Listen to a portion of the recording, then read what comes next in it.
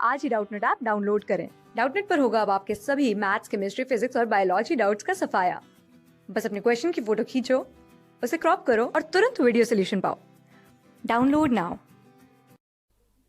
Question number 85. During bleeding phase of menstrual cycle, unfertilized secondary oocyte undergoes autolysis. The interplay of hormones then is. इस question में हमें बताना है कि bleeding phase यानी bleeding phase क्या है हमारा, इट्स मेंस्ट्रुअल फेज, मेंसेस जिसे हम कह सकते हैं। मेंसेस के दौरान unfertilised secondary oocyte, unfertilised oocyte क्यों बोला गया है, सेकेंडरी oocyte क्यों बोला गया है? हमें पता है कि मेंसेस होते ही तब है अगर ओवम अनफर्टिलाइज्ड हो। जब उसको स्पर्म नहीं मिलता वो अनफर्टिलाइज्ड रहता है। अनफर्टिलाइज्ड ओवम ही मेंस्ट्रुएशन कॉज करता है, मेंसेस कॉज करता है। अब और ब्लीडिंग होती है, तो ड्यूरिंग ब्लीडिंग फेज यानी मेंसेस के दौरान अनफर्टिलाइज्ड सेकेंडरी oocyte जो होता है वो autolysis, it undergoes autolysis. Autolysis से हमारा क्या मतलब है? Destruction of cells, destruction of cells by its own enzymes. उसके खुद के एंजाइम्स उसके सेल्स को डिस्ट्रॉय करते हैं, डिस्ट्रक्शन करते हैं।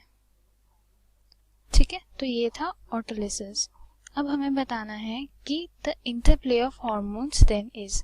अब इस क्वेश्चन में हमें बताना है कि उस टाइम पर जब मेंसेस के दौरान unfertilised egg, unfertilised secondary oocyte, destruction of cells by its own enzymes हो जाती है, उसके सेल्स डिस्ट्रॉय हो जाते हैं उसी के एंजाइम्स के द्वारा, तो हॉर्मोन्स का एक दूसरे पर क्या इफेक्ट रहता है? तो इंटरप्ले से हमारा मतलब है एक दूसरे पर इफेक्ट, एक दूसरे पर इफेक्ट। ठीक है, अब हमें यहाँ नीचे 4 ऑप्शंस दे रखे हैं, ए, बी, सी और डी, और हमें बताना है कि इनमें से कौन से हार्मोन्स का आपस में इंटरप्ले यानी आपस में एक दूसरे पर इफेक्ट सही बताया गया है। फर्स्ट ऑप्शन है the progesterone and estrogen continue the heterotrophy of hypertrophy of endometrial lining. तो ये गलत है, ये एंडोमेट्रियल लाइनिंग पर दोनों एक साथ इफेक्ट नहीं करते। बी पार्ट हम देखें, prolactin and progesterone reduces LH level causing regression of corpus luteum. तो ये भी गलत है क्योंकि एलएच और प्रोजेस्टेरॉन आपस में प्रोलैक्टिन एंड प्रोजेस्टेरॉन दोनों मिलके एलएच को रिड्यूस नहीं करते, क्योंकि प्रोलैक्टिन जो है वो पिट्यूटरी हार्मोन नहीं है, तो इसलिए ये ऑप्शन भी गलत है।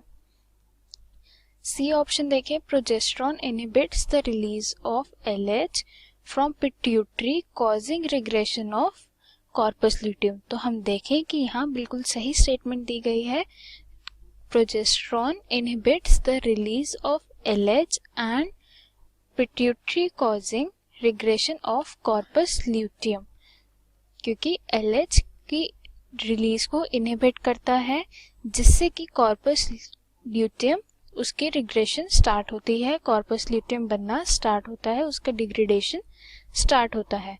तो ये इंटरप्ले ऑफ हार्मोन्स यानी प्रोजेस्टेरॉन और एलएच का आपस में सही बताया गया है। और अगर डी ऑप्शन देखें, prolactin and estrogen inhibits estrogen inhibits progesterone secretion leading to slowing of uterine lining, तो ये गलत है क्योंकि प्रोलैक्टिन जो है वो नहीं एक्ट करता यूट्राइन लाइनिंग के लिए। यूट्राइन लाइनिंग यहाँ कौन सी किसकी बात की गई है? एंडोमेट्रियम की, एंडोमेट्रियम।